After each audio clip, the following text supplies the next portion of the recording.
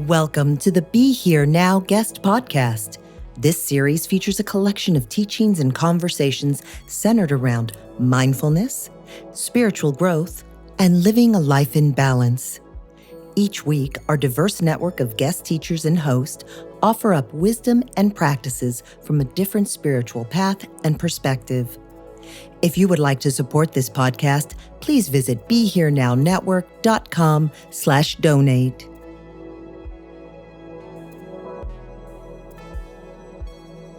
Welcome, dear listeners, to this guest podcast episode, which comes out of the new Ram Dass Explorers Club, which is this virtual space where we get together once a month to delve into the depths of non-ordinary states of consciousness. And we're specifically exploring the crossroads of psychedelics, spirituality, science, and creativity.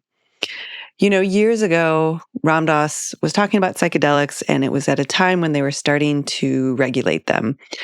And he made this suggestion I just heard once was about having this idea of an inner flight school, that to fly a plane, you need a license, and the FFA regulates that. And so his suggestion was that if you're going to play in these realms, maybe we could have some sort of inner flight school.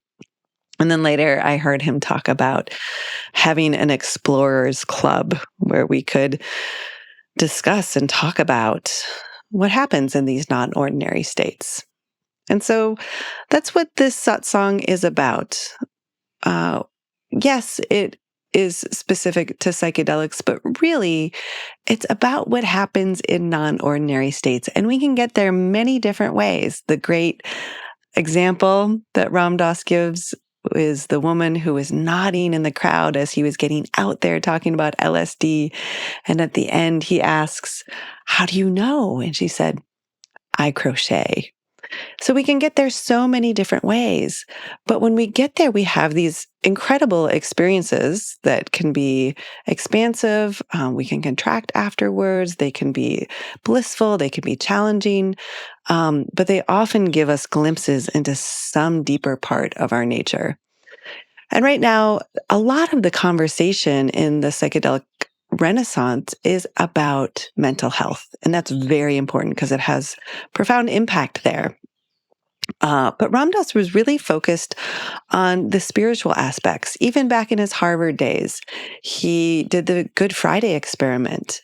And then he spent decades of his life looking at other methodologies that would help him sustain what he glimpsed during those psychedelic trips.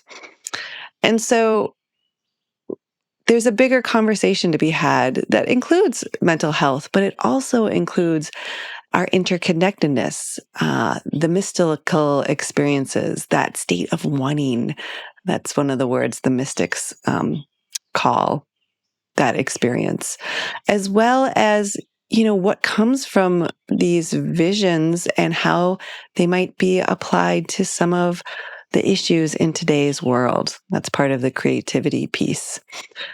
And so while it's not an advocacy group or a therapy group or an integration group, what we have created is a place to talk about things we might not talk about in other venues, in this realm of exploring the non-ordinary states.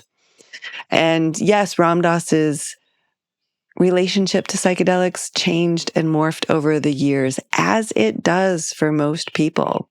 But regardless, it was the catalyst that started him on this personal journey of awakening, which then inspired countless people and generations onto their own path.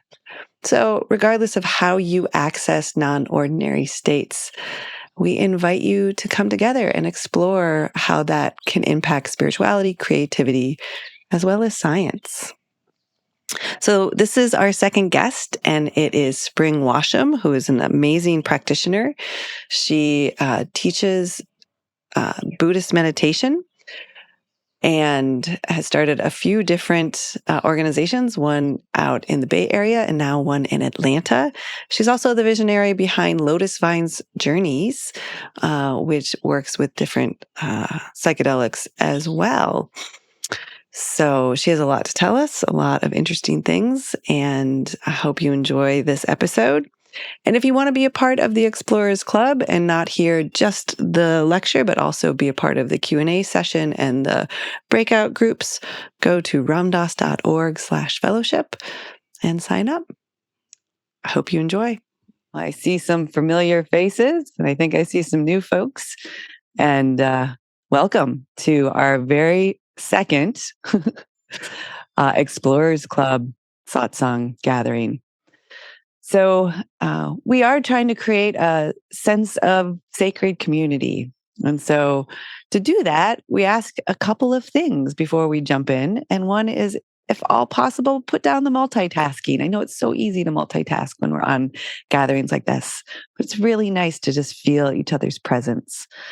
We also ask that if you can have your video on, please do, so we can see your beautiful, amazing faces and really feel that connection. And then we invite you to start to say hi in the chat so we can connect.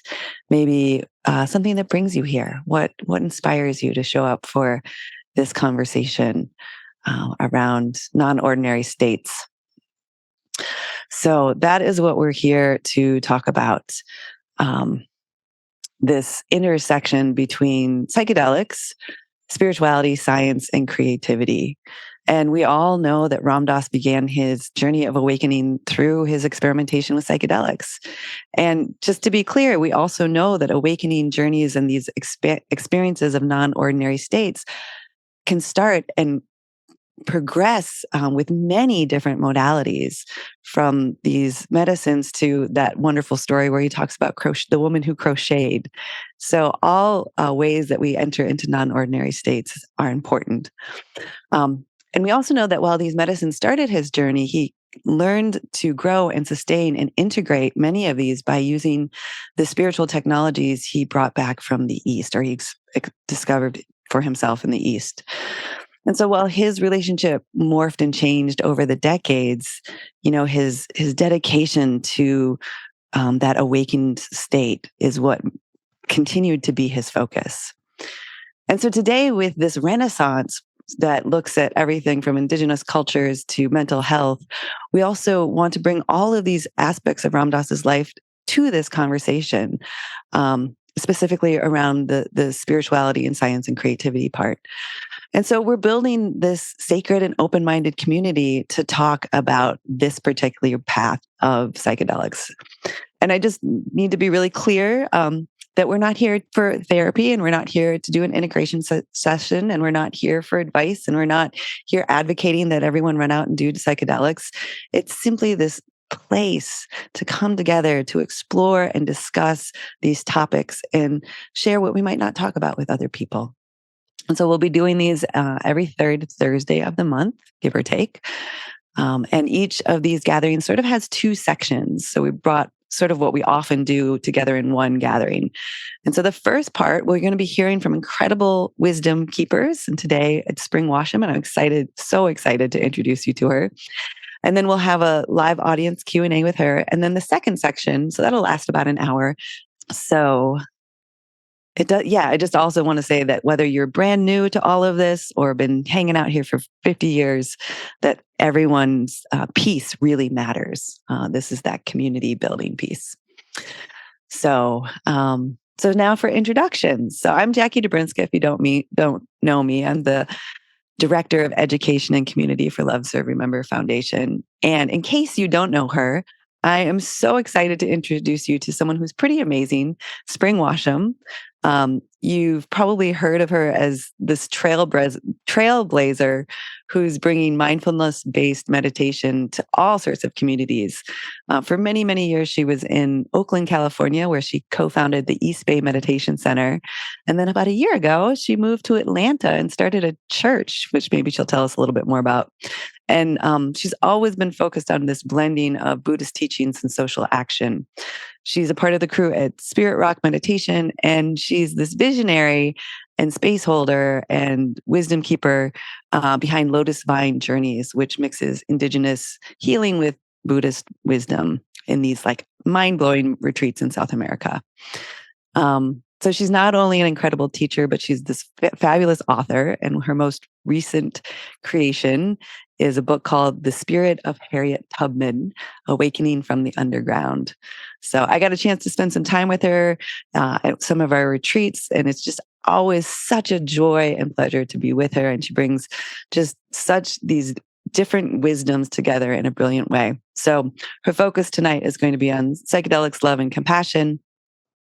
And before she jumps in, I want to just share a quick clip of Ram Dass sort of invoke his presence into this meeting. So well, it's just a minute long, and then we'll turn it over to Spring to start. Just going to take me a second here because I'm slow sometimes. Okay, here we go.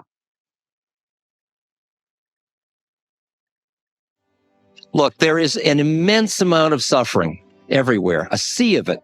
Everywhere you look. I mean, you can look in the wealthy, they're suffering. You look at the poor, they're suffering. You look, you can see a suffering everywhere. What are you going to do? If you sit around trying to decide rationally which suffering to deal with, you'll drive yourself and everybody else absolutely up the wall, because you'll decide, is this the most important suffering? The art is to empty, keep quieting and emptying until you're quiet enough to intuitively feel the gestalt of it all, which includes your skills, your existential situation, your opportunities, and understanding the web of all life. You begin to see that any act of compassion done anywhere is part of the web of compassion of the universe.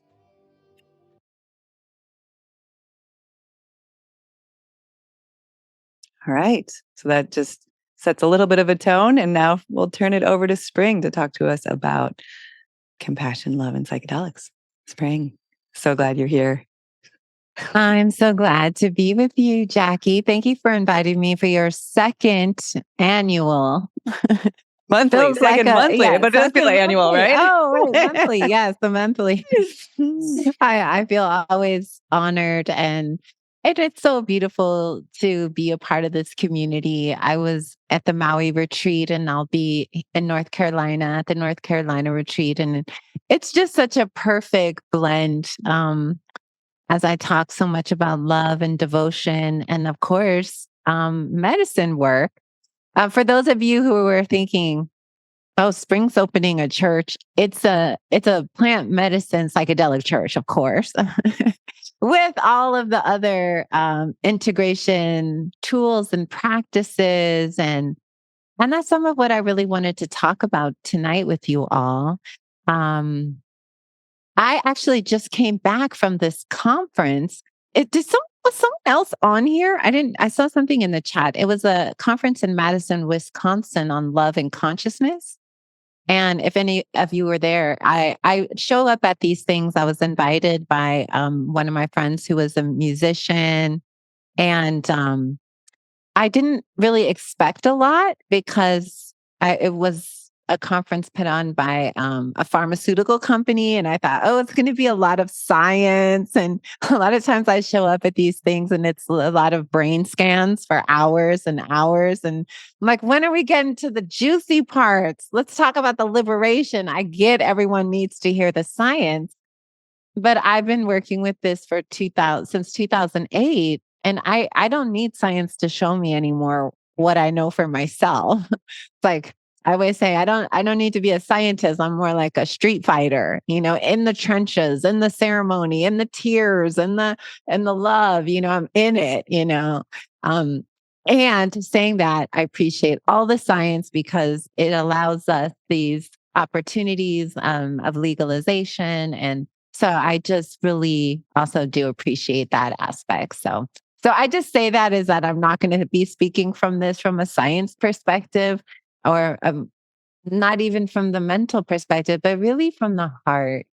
And I was deeply inspired by this conference Because more and more also I see people, the brain scans are often talking now more and more about love. And the shock that love heals us. And isn't it funny that it still seems like we need proof? Like these 100 people went through this. Now they feel more loving to themselves, more loving to their children. It's like we keep needing these outer validations, but the heart already knows. The heart already knows. So I wanted to tell you all a story. As I'm doing more and more work, I relocated myself. I was, for the last 10 years, mostly in South America, leading retreats there and half the year in either Peru or Costa Rica. But recently, really felt inspired to be in North America. Like the work needs to happen here. And with so much shifting and so much availability and so much legislation and consciousness really shifting, I have great hopes for these medicines. And I have great hopes with these medicines in conjunction with practice. For a lot of us and a lot of people, one of the things that I saw for many years being in South America was this focus just on the medicine and not on the path outside of that. And that included healers that I would work with, the shamans that would show up really beautifully in a ceremony, but then go home and be an alcoholic and cheat out their neighbors out of money and all of these different things. And I started to realize more and more that the medicine is the gateway, but then the practices, that's the real work. The real, like nothing is real until it's lived. Right. And so as I've been thinking about my own expansion as a guide, not only am I a teacher, but I'm also a guide. And I've been a guide pretty openly for about 10 years, much as to a lot of my Buddhist friends' dismay. And a lot of talks at the Elders Council, which I totally understand. This doesn't look like Theravada Buddhism on the outside, but it is on the inside, right? I would say this, but it is. It's going somewhere. This is not just heedlessness. This is actually, we are on our path and we're trying to align, and not just align the mind, but align the heart, align the body, right? Towards life, towards care, towards compassion.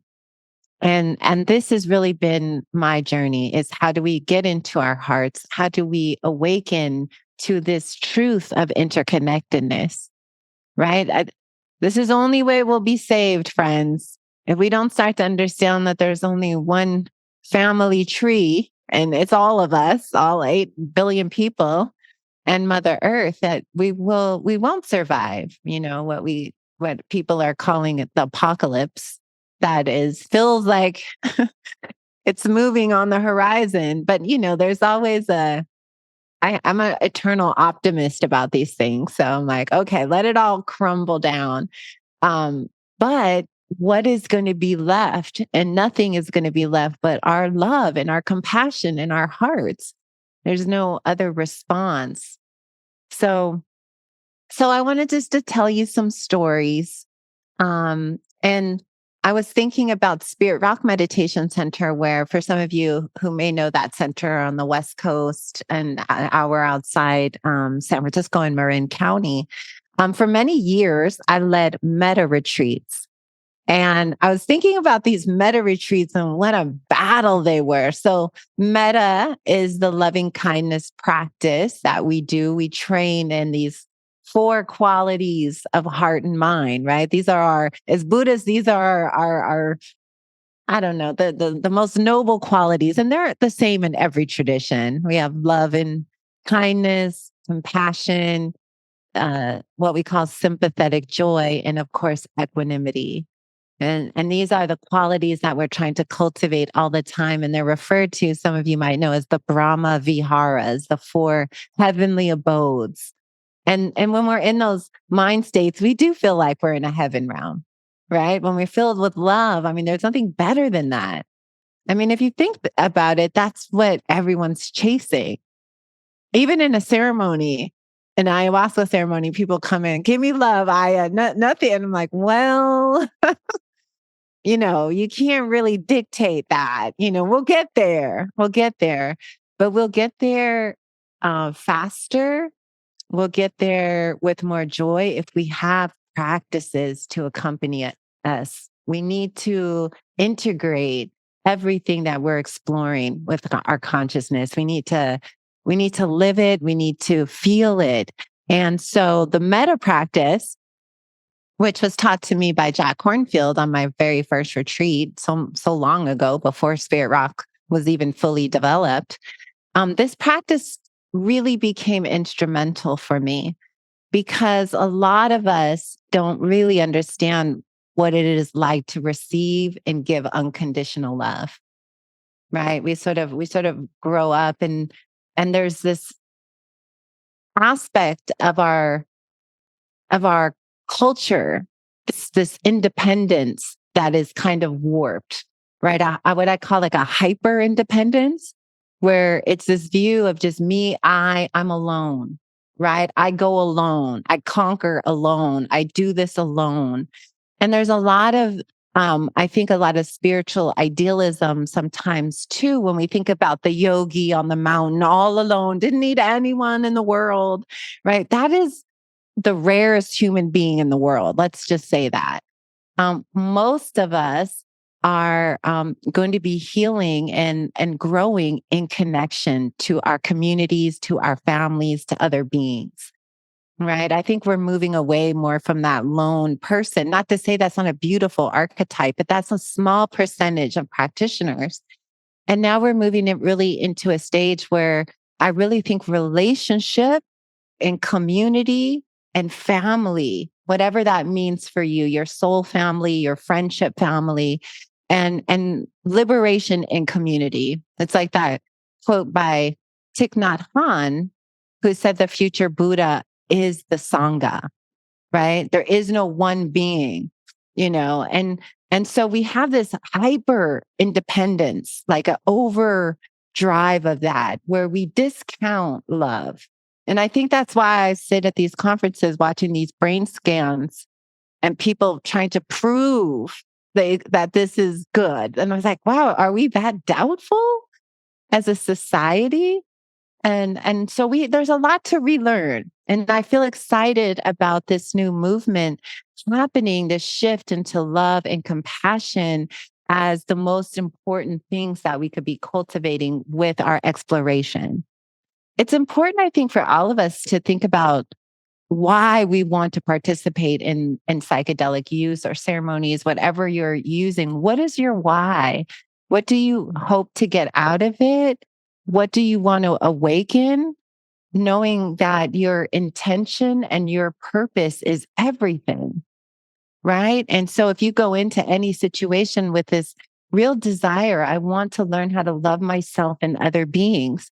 That is one of, I feel like, the highest motivations, right? Let me open, let me feel, let me learn how to love, give love, receive love. How do we love this broken world, right? How do we love each other? So it reminded me of these metta retreats. And I was telling a story about the metta retreat. I was just in Costa Rica leading a 14-day retreat, and we were doing metta practice the whole time. We did it in ceremony. I would have people stop in the middle of a full-blown ceremony and say, put your hands on your heart, right? Now's the time to love yourself. If not now, when?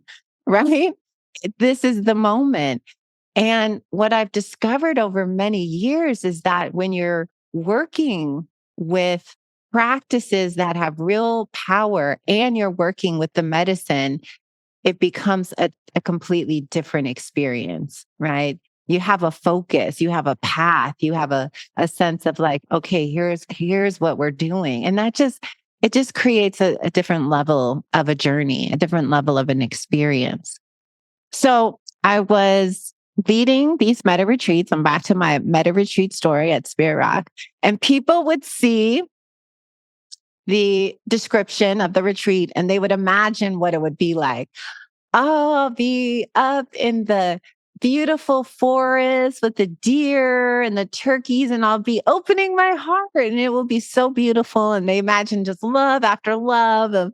And when they would arrive, and it would be usually around 100 people, and we would do the metta practice, which is such a powerful practice. You visualize yourself and you would say these 4 phrases over and over. May I be happy and peaceful. May I be safe and protected. May I be healthy and strong. And may I live with ease and joy.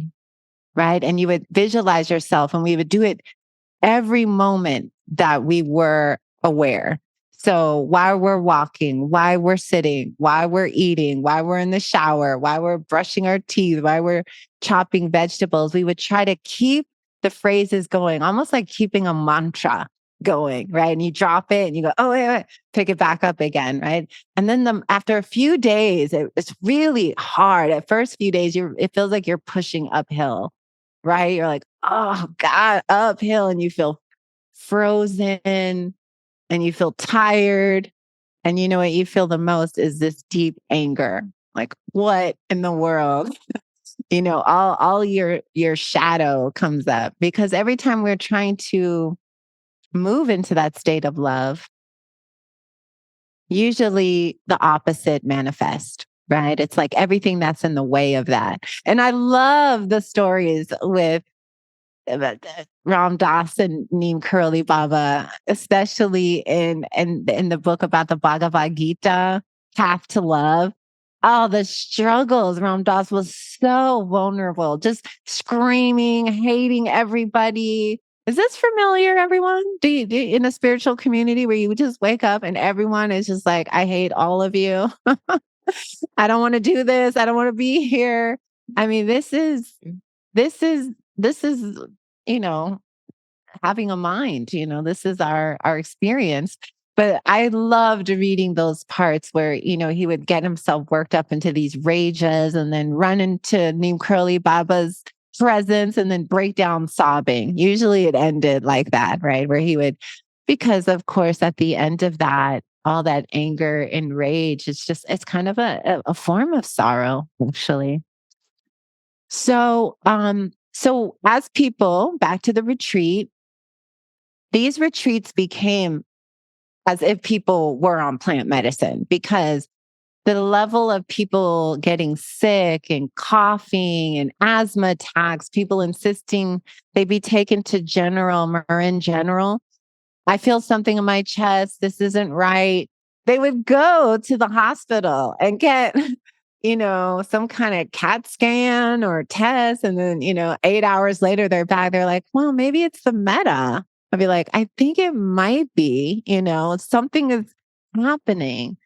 So part of this talk that I wanted to really emphasize is it's real. Like this frequency of love and compassion is real. And I know it might convince some of you if I had brain scan images and studies, and you'd be like, okay. But from one heart to another, there's great power here. And Ram Dass was awakening to it and did awaken by the end of his life. Just loving awareness is all there is, right? And I see this as people are practicing as they get older. There's a sense of more and more liberation, right? More freedom, more care. The more we love ourselves, the more we love others, and this is the new world. I think this is the great turning. We all want everybody else to do the work, right? All of you people, open your hearts, right? We point out, we scream out to them online, right? And it's like, well, how am I really doing here? It's so easy to be like, so I moved to California, from California to Atlanta, Georgia. That's a very long story involving Harriet Tubman. Okay. I'm only here because Harriet Tubman sent me here. So I never imagined I would live in the southern part of America. It hadn't even occurred to me. That would be the last place. I'm sorry to any Southerners. It is beautiful here. I mean, there's so much awakening, so much happening. But it's really hard when I see a lot of Confederate flags, right? And it's like, oh my God, this is real here. I know. I mean, I never saw that in California or anywhere that I traveled other than these states, And it's so easy to get fixated. They should stop hating and open their hearts and love all the people and stop being racist. And it's like, my work is to end mine. Right. And that's easier. I think like Ram Dass was trying to get there in that clip. We were talking about that clip because it was a little edgy, but I think he's like, yeah, get down to the gestalt work of your own heart. Right? It's like it's so much and insight going on. So back to the retreat. I keep going off from that topic, but it's hopefully you're following me. So the Metta retreats, 7 days, Metta boot camp, compassion boot camp. And throughout the process, every day, people would feel either great sorrow, right? This purification would come up, this deep sadness would arise. And I actually experienced that too. It's part of the purification. Anytime you decide to do a love practice seriously in your life, everything will start to magnify. It's like the frequency itself is light. Unconditional love is a form, it's like light energy. It's the realm of the Brahmas. It is that, right? And anytime you turn a bright light on in a dark house, you're going to see everything, right? You know how you have the lights off and you're like, oh, it's clean in here. And then you turn the lights on, you're like, oh my God, right? It's like you go into the basement, flip on every light in there, and you're going to probably be shocked, right? What's going on? In a way, these heart practices do that. They shine this powerful light on everything. And it's not easy sometimes to walk this path, but it's profound. And these medicines can really help. So one of the inspirations for me exploring Metta on my retreats in Costa Rica was these early Metta retreats and the battle that people had. I mean, it was like, it was a shamanic. I mean, people were throwing up. People were in states of distress. The managers would prepare for these Metta retreats ahead of time and bring on extra people. The note writing, the kind of mental storyline, like all of our stuff would come up, right? And I remember thinking, wow, there must be an easier way. How long is it going to take? Because a lot of people would feel numb. Even after 5, 6 days, they might have a breakthrough on the final day. Could you imagine not feeling anything? They could love their cat. They could do it for their pets. But anytime anything was turned toward themselves, there was this tremendous sense of numbness. And that always scared me. It scared me for them. It scared me for myself. And it scared me for the earth. Because if we don't feel ourselves as connected, we destroy everything. We destroy everything. And so I would always feel like I had this role, like I've got to figure out the answer to this. And when I started to work with medicines and I started to see the potential for us to get to where it took 7 days on a Metta retreat, we could get there in a few hours to that state. I felt so deeply inspired about the potential. And I have great hopes for this. I have great hopes that these plants and all of these new potential access points to other, I call them all medicines. I don't use that word drug because I think everything, if it awakens you and liberates you, is a medicine. So I have so much hope and inspiration around this. I feel deeply inspired. So this is part of our exploration as how do we use these, right? I think this is the question of the times. How do we use these and not destroy ourselves, right? Because the genie's out of the bottle next year. In the next couple of years, every state has pending legislation on legalization of at least mushrooms. And I know in a place like I thought Atlanta, Georgia would be conservative, and all over there's apothecaries selling mushrooms. I remember walking in there and being like, I thought this was illegal. And they're like, well, it's a critical mass of people that just ignore a law. The law, I guess, becomes, I don't know, illogical, right? On some level, like people are growing these. And I mean, it seems a little, but it's always seemed funny to me, our laws around certain things. But so, and even the work with MDMA and the possibilities. I listened at this conference to a lot of studies, and now I'm looking at how I can bring an MDMA ceremony to the South and help people with deeply racialized trauma. The kind of trauma that when they see a police officer, they just go into a PTSD response. I mean, it's not even, it's so beyond even a mind or get control. It's a primal response of suffering. And so looking at ways that we can work together, and these plants and these substances, these sacraments can be used in community. I feel that that is their highest use. So I want to say that also about this new shift. A lot of people do medicine work alone, and that can have value. I do believe that at times, but let that only be 50%. The other 50%, you should be in community and be in connection and community, to be talking, to be looking in each other's eyes, to be holding hands. This is the repatterning in our bodies. This moves us from that hyper independence, which doing work on our own can actually magnify our isolation, or no one's here for me, or I have to do this alone. I have to feel this alone. So no, we feel this together. And I feel like that's a really important piece. One of the things that I always remember the most about with my work in the jungle, and I spent a year living with a Shipibo community, training with Shipibo maestras. I was at a ayahuasca temple there for a year, and I was like a nurse, you know. I really was. I was like a nurse, like helping people with mindfulness. I was there to try to teach a mindfulness program, because at this particular temple, they were like, everyone's just freaking out all the time. There's no awareness. Like we try to like hell.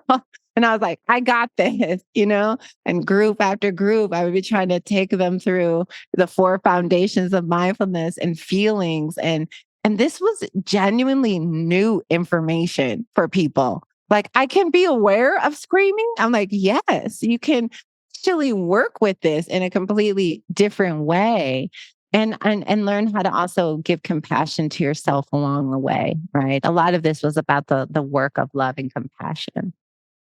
But one of the things that with my own organization that was the most liberating, and I think it's where I used to get the most stuck when I taught in a conventional institutions, like when I would do these long retreats, and I would feel like it was a little bit slow motion.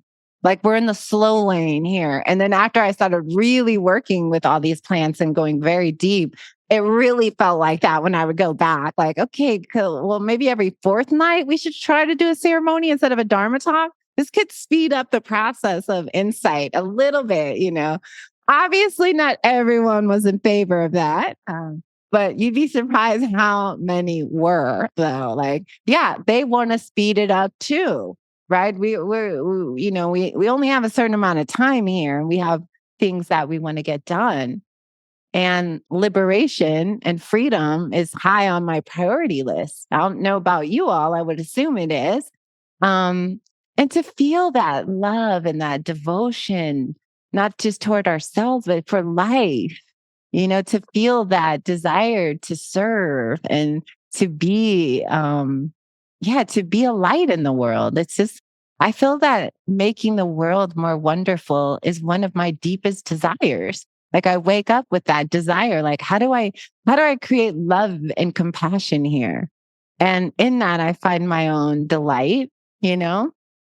But I do feel like working with these medicines can really help. So one of the things that I felt that was so powerful is when people would be out in the forest and we would be in a ceremony and they'd be lying. Often I would take people and lie them on the earth because, you know, when you're in the Amazon, you really feel like you're in the center of creation, right? It's hot and there's a jungle and you just feel this life on life on life. Everything is moving, everything's buzzing, everything's, it's just wet and hot. And it's like we're in the womb there. And when people would start to feel that deep interconnectedness, like, yes, yes, they would feel that, like, oh my God, I'm one with all of this. And I'd say, yes, yes. And when they would leave the retreat, they would walk differently on the earth, right? I'm part of this. I'm part of this living web. It's easy to talk about it, but we need to feel it. We're doubters in our culture. If we doubt that love is powerful and we need to see the science, we doubt that there's these teachings are possible for us, right? Doubt is huge. But there's something very powerful happening here, everyone. And I feel like this time that we're living in, the destruction of systems and this deep movement of people wanting to explore consciousness, this is the rainbow and the sky. This is the stream, right? That we're on right now, and people can fight against it or love it or judge it, but whatever it is, it's working. It's transformative, and I feel really excited to be alive and to be sort of a pioneer and to get to meet all of you and talk to you all about love and again, coming back to the practices of meditation, of devotion and chanting. When you add that in, that's the real vehicle right there. You're in the fast lane now, and I don't mean fast as being unmindful. I mean, we're moving at a faster pace, but we're doing it with clarity. So it's not just fast for fast's sake, but we're moving forward, right? We're getting unblocked, unstuck. We're getting out of the plateau, right? Off the plateau. I don't know how you say that, out of the plateau. We're moving from being plateau to movement and to real change. So I really celebrate this time with you all. And yeah, we're peaking. Thank you all for all the comments. I like the comments. Sometimes people get distracted just reading the comments and not listening. You have to be careful about that one. I have to turn it off at times. I see them popping up. Yes, acceleration. And everybody, let's be honest. If we don't accelerate, something's going to happen here, right? Because it's like Joanna Macy, the teacher friend of mine, an ecologist. Some of you might know their work. They say it's getting better and better, worse and worse, faster and faster at the same time. So, but here's the thing. I know love will win because it always does. That's the nature of this fairy tale, right?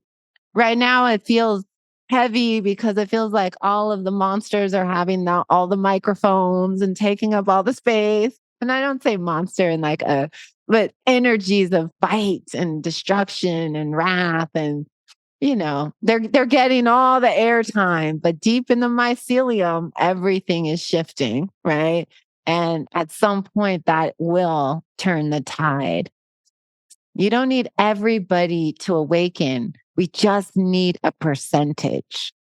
I focus a lot on that too. Like we just need a critical mass. It's kind of like in your body, the healthy cells, when they reach a critical state, they can overtake the sick cells in the body, right? That is science. And so I love that. I love that. So I I know I'm probably a little bit early, but I love questions and I do my best when I can interact with you all. So I just feel like, is it too early to just No, do it's absolutely a little? just perfect timing. Oh, okay, great. Yeah. So now we open it to live audience Q&A, and we can do it a couple of different ways. First of all, thank you, Spring. So many of those topics are so near and dear to my heart. And I'm sure many of us here. So it's just lovely to see it brought together that way. And so the live audience Q&A, you can do it a couple of ways. You can write something in the chat and I'll ask Spring for you. Or you can raise your virtual hand, and you do that by going down to reactions and then there's a raise hand, and then I'll call on you and unmute you. You might have to help in the unmuting process. Okay. But the request is, because there are 76 of us here, many people probably have questions, that we keep our questions succinct so that we can get to as many as possible. So we've already got Matthew with his hand raised. So Matthew, go ahead. Hi. Howdy, how you doing, Spring? Good. So this is a very interesting topic because I'm kind of in a weird place right now with this specific thing. Like, I've been kind of on this little awakening journey almost a year now. I did ayahuasca in Colombia with a friend who's in here right now, and great experience. And then after that, like trying to integrate it, I started seeing parts of me that I hadn't seen before, and I started feeling like, okay, I wanted to be love, and I read a couple of Ram Dass books. I've listened to like 200 of his podcast episodes, and like it's starting to connect. But I just had an experience recently where I'm like, oh, I'm just all love, I'm all love. And then I met somebody and I couldn't receive the love back. And I was just like, what the hell is going on? How is this possible? Like, and then obviously there's some shadow stuff going on. But when you said like the light brings awareness to everything in the room that like is maybe you didn't see or you're uncomfortable with, like, how would you encourage someone to like walk through that when the light is now on and you're just like, holy crap, I didn't realize there's all this stuff still in here with me? I mean, that's a hard moment for all of us. Regularly, I have this happen, and it's humiliating and beautiful and insightful and all of that. Um, I would really approach it with a lot of compassion. I mean, these are places that when we're on this path, we are pulling up things that are ancestral, that are deep karmas, sankharas, patterns that we aren't always aware of until, guess what? Like you say, you fall in love with someone in relationship. This is why I think that we grow on a different level, because somehow we trick ourselves when we're all alone. Like, I'm good, I'm Yeah. pure love. And then, oh, really? We'll get married then.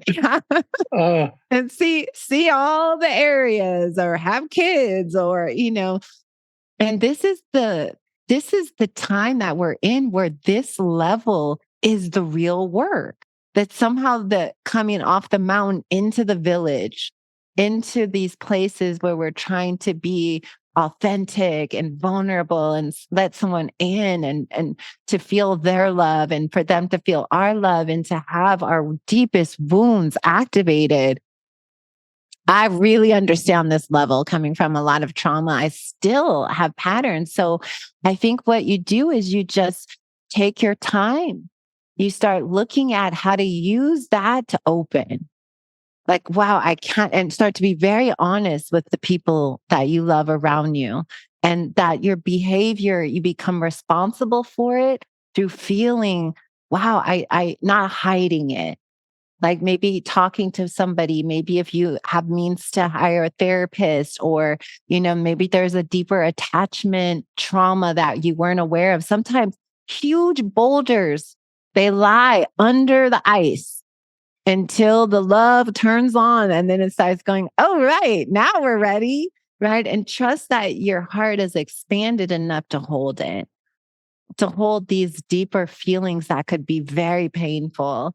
This unworthiness, this lack of, feeling like we're lovable. This is sort of also our primal wound, right? I'm separated. I'm outside of the village. I'm the one who's out. We have this very deeply in the Western psychology. This is our root problem of. This is not a root problem. It's our root suffering. I feel in my own experience, just working, but to just do it with a lot of love. And I'm sure everyone here can testify, to this experience of getting in a relationship, feeling like you've reached a spiritual mountain peak, and it feels like you're being thrown off the mountain, but you're not. You're actually going deeper. And that shadow work is the most important. Those layers that are under the ground that are coming up, they have influence on you. So to see them, to work with them, to be compassionate with them and learn how to work with them with another person can be deeply liberating. Yeah. Yeah. I want to add something to that. It's maybe a little bit of an aside, but you said something that really struck me, and it was, I still have patterns, right? And I see this a lot in this world, just our world in general, but also in the psychedelic world of this, somehow I'm going to be rid of myself when I'm done in some way. I'm going to be all fixed. And I come back to Ram Dass again and again around this because he did hundreds of trips and spent decades on spiritual practice. And at the, he would say, like, I still have the same neuroses. They just don't catch me as much. Right. And I think that's a really important teaching as we enter into these realms, because it brings self-compassion. It brings a really important moving away from this is all going to be a silver bullet that makes me no longer me. Does that make sense? Absolutely. I think that's the danger with our culture, just all of us wanting instant, right? I'm going to go to this ayahuasca retreat, and by ceremony 1, people are already angry that they're not liberated. I'm like, wait, we got a long way to go here, guys. I know we all want to lay there and be like, just do it, just heal me. I'm going to go to sleep, Yes. Sing to me, heal me. I'm like, no, it doesn't work like that. Sit up. Let's be engaged in the process and know that, this is a life. It's not a one and done. I've done hundreds too. And then to have these glorious moments, and then the next day to see yourself getting contracted again. Contracted around your partner's tone and freaking out about something. You're like, why? But it's just the more care and kindness that you can bring to that. And that's what I've noticed, so much deeper vulnerability in me, like to name it, to stop, to laugh, to work with it. It's like we just get less caught, and then eventually it stops arising. But I agree. And I love that story Ram Dass tells about going to therapy late in life. And he made fun of that. He had been an analyst. He thought, I'm done with all of that. He had this ego, and then was like, you know what? I'm going to therapy. And you know what? The therapy helps. Right? Because there's just there's layers. There's so many layers. And you can liberate 10 and still have another, again, under the surface, everybody. In the unconscious lies this. And when the moment's right, everything starts to float to the top of the water. And so that's really important. Thank you for that. It's critically important people get that. Yeah, we have lots of questions. So I'm not sure I'm going to say your name correctly. Is it Mayar? Mahyar. It's Mahyar. Thank you. Yeah. Oh, beautiful. Thank you. Thanks, Jackie. Thanks, Spring, for your time and for your teachings. I love that you said that we heal in community. And one of the things I try to do is to bring mindfulness in psychedelic spaces. And I came across something recently. Someone told me about your love tunnel, and I was wondering if you feel comfortable talking about that, because I would love to bring more relational mindfulness into that space. And I feel like it would be, depends on what it is, it would be something that I can consider. So if you feel comfortable, I would love to hear about that. Well, you know what? It's so interesting, the love tunnel. So when what he's talking about was in Oakland, we started a meditation center called East Bay Meditation Center in downtown Oakland. And for 10 years, I put on all kinds of workshops on love and compassion. And I would have people would pour in. It would be everybody, gangsters and housewives. And it was like pretty much urban. It was downtown Oakland, right? So it was a lot of urban community. And the amount of heart and love, and people would just allow me, I don't know what it is. Maybe it's something they would just let me take them on these journeys. And again, this was while I was deep in the medicine world. So I would be influenced by, wanting to get people to open. So I probably will have to share the details of it offline, because that's a deeper conversation. But I would have people walk through this circle and people whispering in their ear these beautiful things at the end of this workshop where I had built on all these love and connection pieces. And those, and that day long was called Free Your Heart. And I led it every 3 months for 10 years. And it was always a wait list. And I would think, aren't people tired of and it was like magic. And the magic is that people want to express love and be loved in a safe way. Right. This is our deepest longing. And for people who deny it and suppress it, that denial and suppression turns into violence. I will tell you that. It will turn into rage. It's like unexpressed. It's like our unexpressed true nature. It makes us ill. Our hearts long to be let out of the cage, everyone. A heart, it wants to know itself. It's infinite. It's immeasurable. So when we shut down, we shut off life itself in some way. It's like shutting down the sun. We try, but anyway, I think I would have to tell you all about that offline, but trust your instincts and do these things because people are looking for a guide to do it. They don't know how to access it. They don't know how to guide themselves in that. So for all of you who hold space for others, make helping people love and connect with one another a central theme in your work. Or ask the facilitators, like, we want to come together more. We need more space for that. Help us learn how to create that. So, so let's move on. So Okay. Sorry I couldn't. This is great. Fully. Yeah. And we're trying to create some of that community here as well as that places to come together. Amy, go ahead. Hey, hi there. Thank you so much. Hi. Great. You're welcome. Appreciate this. So I have two quick questions. One is with your retreats, which I did look at online and everything. I'm curious how what are the practices that you're bringing in for those? I know that there's the medicine ceremonies, but 14 days, what are some of the other practices that are happening? And then that kind of dovetails into, as you're talking about, practices with the medicine. I'm curious about ideas for those of us, kind of just living our lives. And like, I'm starting to journey like alone. And, I had a guide twice and now on my own. And I have my practices, but I'm just curious, like any ideas on kind of like connecting those in a meaningful way. I would love to hear. Thank you. Yeah, that's a great question. So on my 14-day retreats, we do everything. First, we have a daily yoga practice. We have lots of mindfulness-based meditation time. We do heart practices. We do devotion practices, practices of dance and music.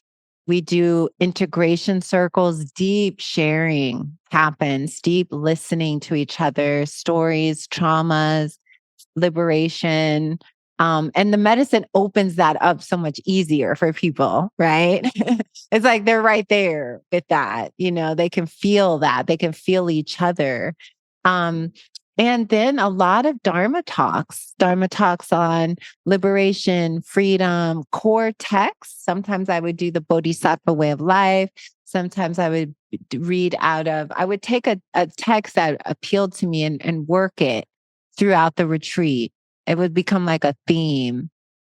And if you're setting yourself up like that, you might do that. I'm going to reflect on these teachings, or maybe I'll listen to a 20-minute audio of Ram Dass in the middle of my journey and remember, and then meditate on that, but not to get too lost in technology or all of that. But you might want to set it up in a way with music, with, set and setting is essential, right? We can get hurt if we're not paying attention to that. We want to create that, making offerings at the beginning, creating altars, right? And making an offering, we're giving something back, right? I make an offering, I'm going to receive this, I give something. So we would do all of these practices. I had different retreats. Sometimes I had a Kundalini yoga teacher come.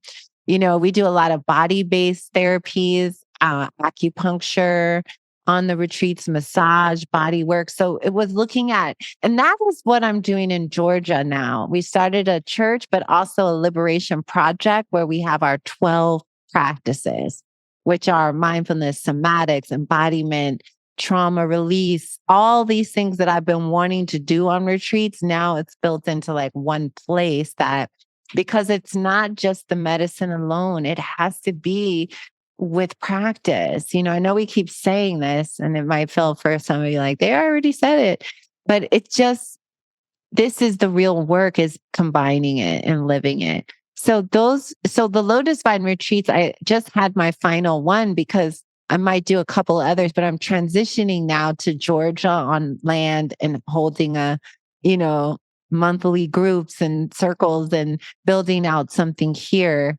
where people can come to like this wellness place and do all the practices and do the ceremonies.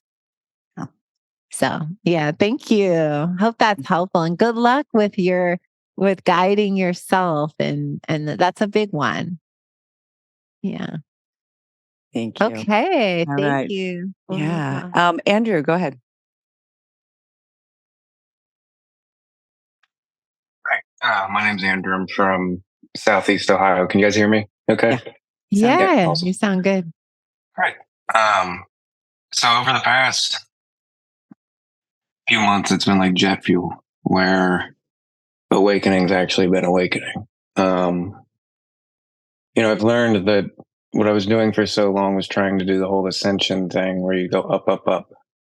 And it wasn't until I accepted the middle, being right here and expanding in all those directions, that I really started taking my practices seriously. And the same thing with the medicine. And the medicine just, it's medicine.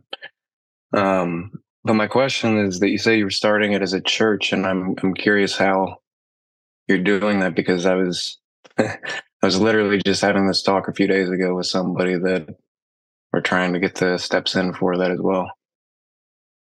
Yeah. Well, I'm glad that you're doing the integration work, because I'll just say that is one of our habits, is that we do the ceremony to escape out of our body, escape out of this realm, right? A lot of people, get me to the 5D, it's the 3D. I got to get out of here, out of this messiness.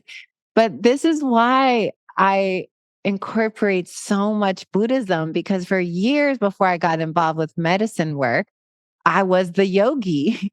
Months and years practicing, sitting, feeling my body, stepping on the earth, and this deep sense of, no, we have to be in our bodies to get liberated, guys. If we just think we can escape, all the work is all in our body.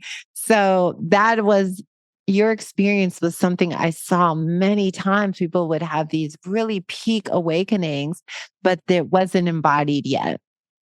And so it was almost like a temporary high in a way, it's there, you could feel it, but over time it fades unless you integrate it. You got to bring it down into the heart chakra, into the belly, into the roots in your feet, bring this, you have to anchor it.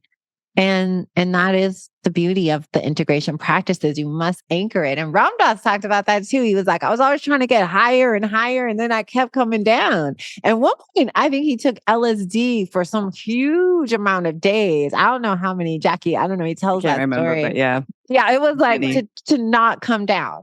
Yeah, he's and trying then to one not day, come down. Yeah. trying to not come down. Like, I'm going to stay in this exalted state. It was a month. Then, it was a month. like a month. Imagine a month-long ceremony. It's insanity. It's insanity. But that was part of his liberation and the part of the journey. And it ultimately, I believe all that work did lead to his awakening in the later stages of his life. So we say all that to say, yes, I appreciate your integration. This is the key. And the church, yes, you can look up on that, because everybody is opening churches now. This is a new way of working in a community. So that's not hard to do with a lawyer. That's kind of a deeper conversation I won't get into. No. But it's doable. I want to add one piece to what you were saying, because I use this in all of my integration programs, is the Aldous Huxley approach. Because he changed my world a couple decades ago when I was trying to marry the yoga and the medicine work. And many of you probably know this scene in the book Island, where they're explaining how they use moksha medicine on rare occasions like a feast, right? So you feast on rare occasions. You don't make the feast, you enjoy the feast. And the rest of the time, you have to learn how to cook and feed yourself. And I feel, and so the metaphor, of course, was for the plant journeys. That was the feast, but the rest of the time we learn to meditate. So we learn how to feed ourselves. And I just love that metaphor. So good. Yeah. That's okay. Uh, So thank you, Andrew. I hope that was helpful. Melissa, go ahead. Hello, everyone. Thank you, Jacqueline and Spring. First of all, I would like to say that it's really hard for me to communicate. I might have a hard time. I have a public speaking fear, but as I get more into my dharma, I'm just it's telling me that I need to communicate more. So, just a backstory about myself. For me to get into the question and it can be more understood. I started doing, as it came into my life when I was 16 in MDMA. And I really found a love in them. I was a really troubled kid and with so much anger. And I really opened up to love in myself and others. So moving forward, when I was 21, I did my teacher training, my yoga teacher training, and I don't teach yoga. I just love yoga and physical body work. So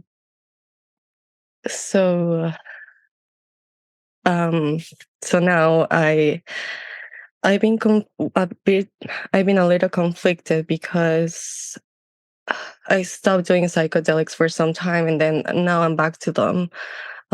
Just set and setting. I just do them recreational and therapeutically too.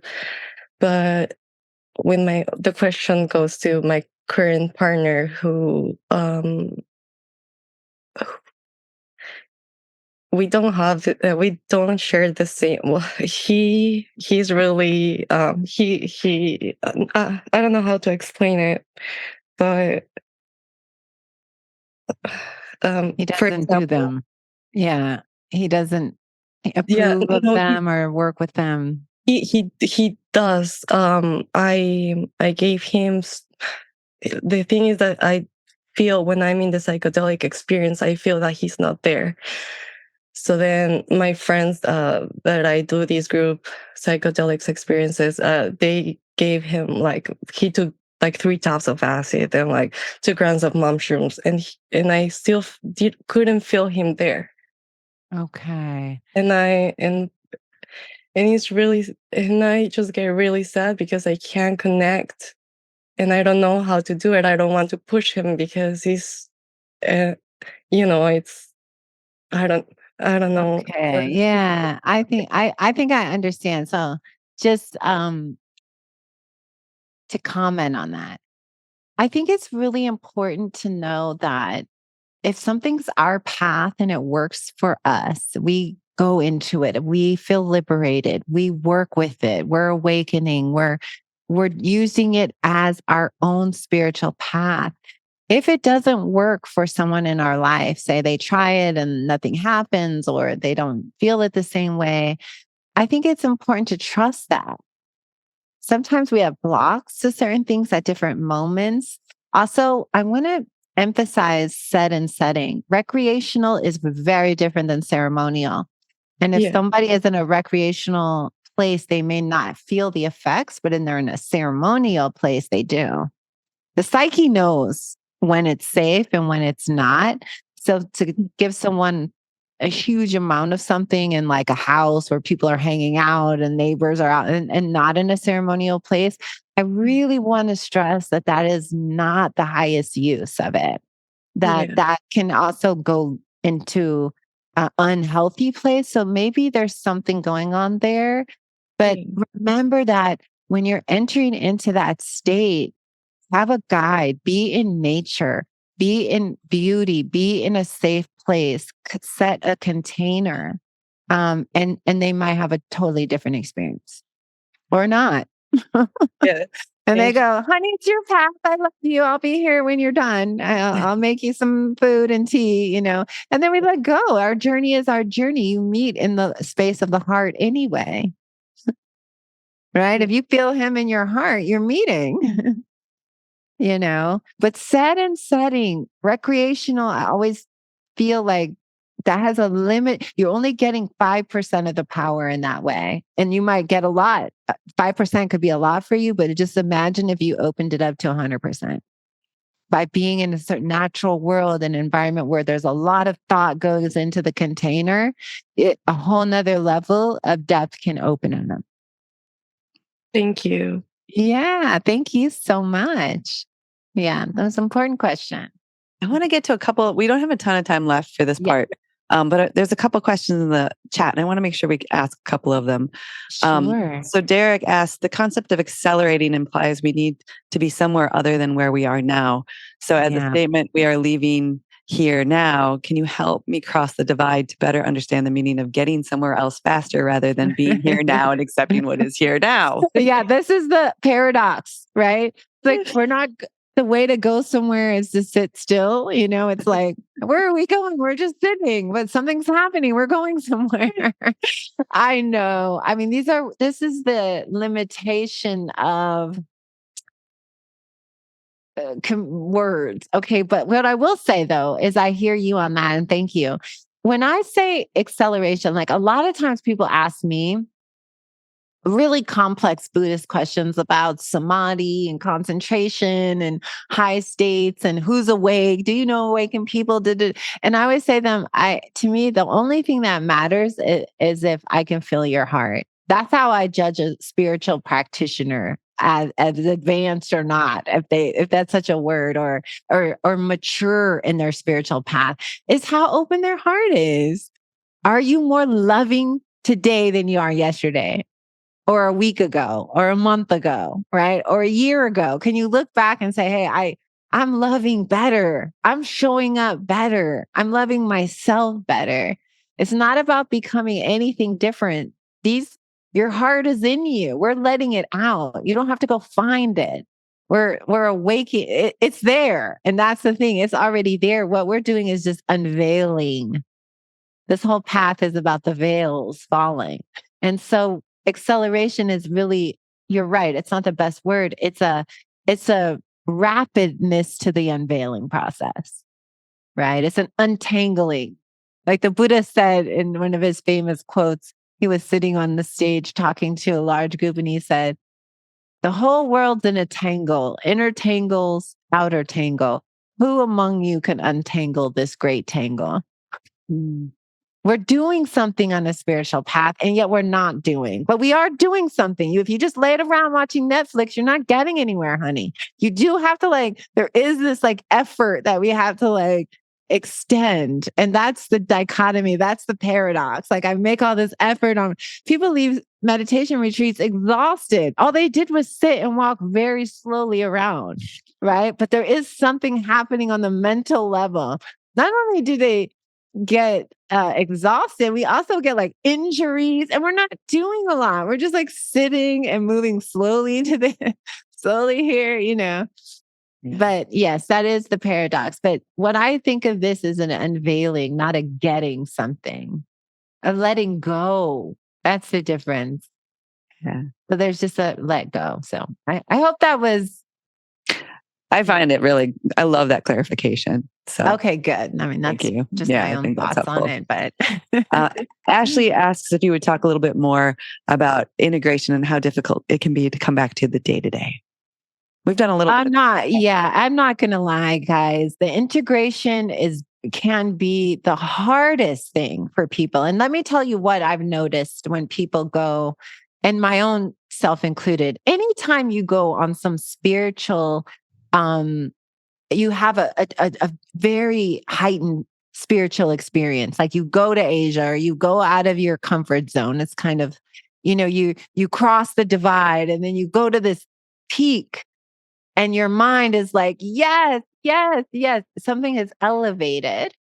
And then when you go home, what shocks you is that your home environment doesn't look like your mind state, because often when we leave to go on these spiritual adventures, everything is falling apart, right? We're like, get me out of this hell, right? We drive off to some retreat and then we come home, we're like, whose dishes are these? This is a mess. Oh, my roommates, the things that we left behind, it's like we momentarily forgot about them. So what happens is we come back and we hit that door, it can feel like this down, right? Like, oh, now I have to clean up this mess and all these bills and oh, my job, I saw I should leave it. I was never happy. Now I've got to find a new job. It's like all of that, the mundane things that make up our lives becomes this pain of, why can't I just be in that other mindset? And again, it's bringing that mindset right into that mess, right into those problems, right into those rocky relationships and dirty closets and dishes everywhere and our mess of our lives. We have to face it. And that's what can be paralyzing and painful. That is the integration, is to move it out of that into your life and however it looks. And it can feel like a shock, One of the things that's been really helpful for a lot of my clients that I actually took from Jack, one of your teachers, was this idea that the breath moves in and out and the heart expands and contract or beats. And so we will naturally expand and contract. And that contraction is part of it. And it just creates that sense of like, oh yeah, this is normal. This is part of it. Even though it's hard, it just normalizes it to some degree. In his book, After the Ecstasy, The Laundry, everybody, I feel like should come back around for the psychedelic. I feel like he should rewrite it and edit or do a new forward or something needs to be updated, because it's all about peak experiences and people coming back and crashing.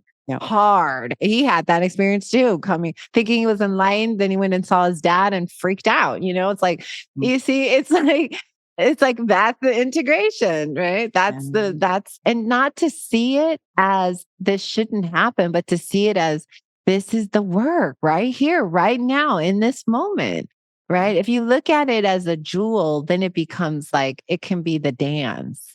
Yeah. After the Ecstasy, The Laundry. Yeah. Thank you. So good. Yeah. Yeah. It's good. I haven't read it in a long time, but I'm going to tell him to update it. You should. I think that would be really helpful. 30-year-old book, I think. I know, and it's still so relevant, especially to this conversation. Yeah, because like the laundry is literally piled up in our house. So, we have to deal with it, and it's energetic and it's messy and it takes a long time. We're going to fold it all out and, gotta do it again. It's boring. And we're like, I thought I was done. I've had this experience many times, but as you adapt those pendulum swings, your life matches that frequency and it's less jostling. When you leave a peak experience, you just kind of float back in different ways. That's not to say there won't be other integration, but feels like early on it's harder on some level. And I also have this sense like we created this world with this mind before we had the glimpses. And then we go and we have the glimpse and we come back to the world we created with the mind that we had before we had the glimpse. And so it's very like, oh, wait, this isn't the same resonance anymore. Yeah. It's like, whose wallpaper is this? This is horrible, right? There's this joke about people leaving spiritual retreats and then redecorating their house because they didn't realize how bad it was. It's that. You're like, oh, God. We had an awakening. And that affects every area of our life, what we see, how we live. Everything has to go to another level of awareness. It's like, that's part of it. It hurts. Growing pains. Right. Let's take one more question before we go into our breakout room. So, Darcy, go ahead. Thank you. I was just curious, kind of to piggyback off of the last answer about integration. I've only had one journey space experience, well, two within one retreat recently in February with psilocybin, and it was horrible and lovely and all of the things, right? But when I got back, from what I knew going in, from what I had heard and read and all the things, is that integration is more important even than when you're in the journey space. And kind of what you're saying when you come back home and there's all this stuff you have to take care of. I'm just curious. I mean, with the retreats you do, Spring, as well as just like counseling people in general when they're planning to do a journey space. When I got back, I've been doing somatic experiencing for about 4.5 years, working with the same practitioner. I just think it's important work. And he had asked me, because I had told him many times, I'm so curious about a psychedelic journey space therapy. But I wanted to wait till the opportunity presented itself to me. And this retreat truly like fell in my lap. And he was like, can you imagine having done this retreat before any of your SE experience? And I was like, honestly, I don't know if I can. Because I mean, I was like blowing snot bubbles. I was crying so hard for like hours. And it was beautiful and amazing. It was like good tears. But like, so I'm just curious about, to me, preparatory is 10 times more important than integration. And yes, I'm a baby in this practice. I've only had the one experience, but I'm just curious as this becomes more widespread, widely available, which is great. Just how to like safely inform people of like doing that preparatory work, even with the diet and all of that as well. But like spiritual practice, SE, whatever it is. Well, this is exactly why I 9 years ago started Lotus Vine Journeys, because I would see people float down to the jungle, no practice, blown out by 7 ayahuasca ceremonies in 12 days and be like, I'll fly back to their life. And I would be like, wait, they would just sit around smoking mapacho all day. There was no yoga. There was no integration. There was no talk. I was like, how? You guys now, and I think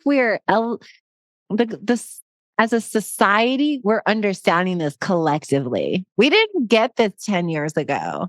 People were saying it, but now we understand it on a different level. So this is why I combined Buddhism and meditation practice and Dharma and yoga and all of this mindfulness as a way to help people in trauma release work and somatics. And I'll be doing a somatics and ayahuasca retreat in California in November.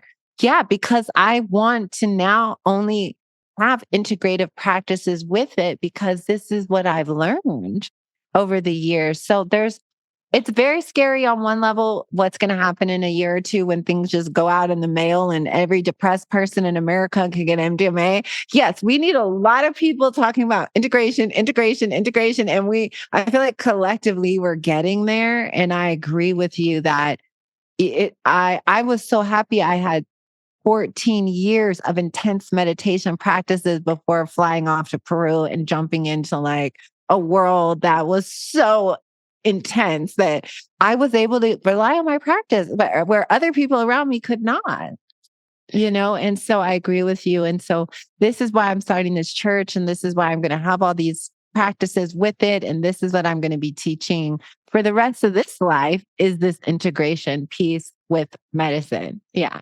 Preparation, do the journey, and then integration, and then continuation, of the spiritual, and to mix it with wisdom all the time.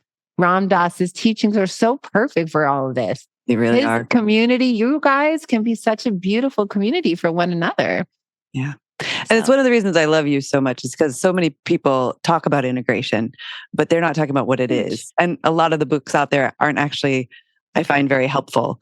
But it's like this piece of like integration starts before the journey actually. And the fact that you bring all these practices, I find that's really helpful.